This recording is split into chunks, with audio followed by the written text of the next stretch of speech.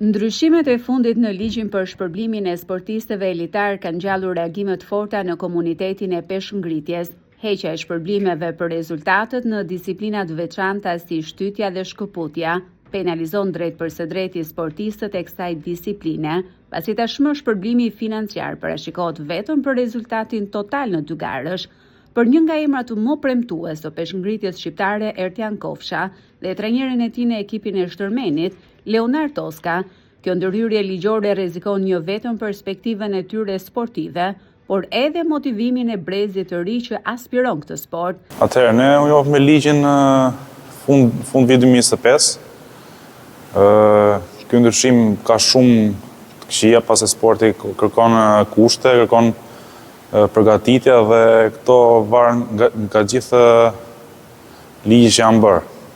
Atëherë, e para është ekonomia, sepse sporti kërkon shumë të ardhura për proteina, për suplemente, për ushqim për gjitha, dhe kjo ndryshimi i VKM-s nuk na jep drejt me marrë shpërblime që na takojnë nëpër gara.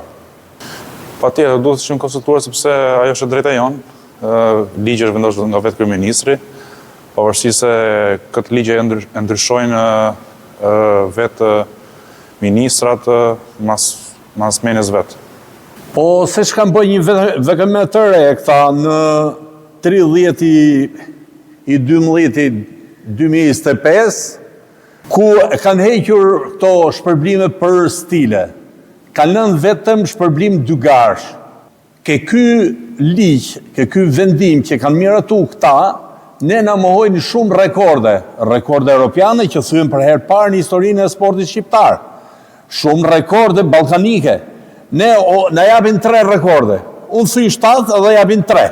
Kurse disa rekorde që unë i kam thyer nëpër kampionatet botërore në kështu, ta nuk mi njohin, nuk mi ashtu. Trajneri Leonard Toska, i cili prej më shumë se 2 dekadash përgatit sportistë me rezultate të spikatura në arenën ndërkombëtare, i ka bërë thirrje kryeministrit Edi Rama për rishikimin e këtij vendimi. Prandaj ne kemi bërë një peticion kryeministrit të Shqipërisë dhe kemi shpresë tek kryeministri i Shqipërisë.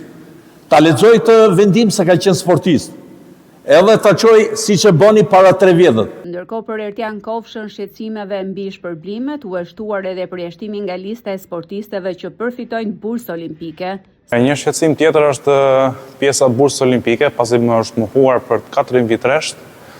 Edhe nuk dua përmend emra, por këtu e marrin bursën olimpike persona që nuk e meritojnë, që nuk kanë marrë medalje, ndërkohë unë që kam thyer rekorde, kam marrë medalje europiane, botërore, është mohuar bursa olimpike përsëri. Peshngritësit kërkojnë rishikimin urgjent të ligjit, duke paralajmëruar se në të kundërt rrezikohet seriozisht e ardhmja e kësaj disipline në Shqipëri.